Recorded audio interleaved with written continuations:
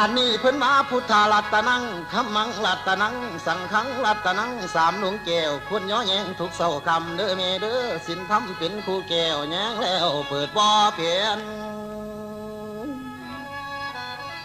ย้ายเหตุอย่างนั้นพอหรือแม้ทั้งหลายเฮาคนบูชาธรรมหน่วยพระไตรตรองแจงย้ำสิกินนอนนั่นไปมาหรือทานนังกุดีถอนเฮาคนย่อยกไหวคุณแก้วจังคอยจา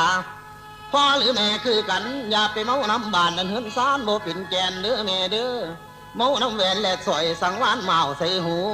ของมูนี่มีแต่ของอวดหมู่ตั้งแต่เมื่อยามเป็นบัดเวลาเฮาตายบ่ได้ไปน้ำพร้อม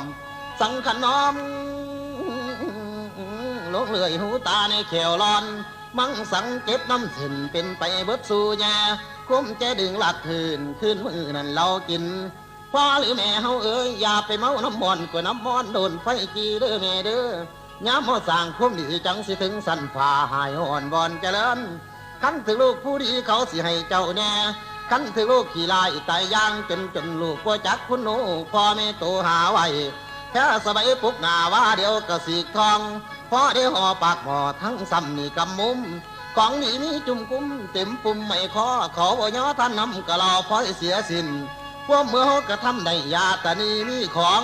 ขันเงินทองมีเก็บคือซื้อเอาบ่มีได้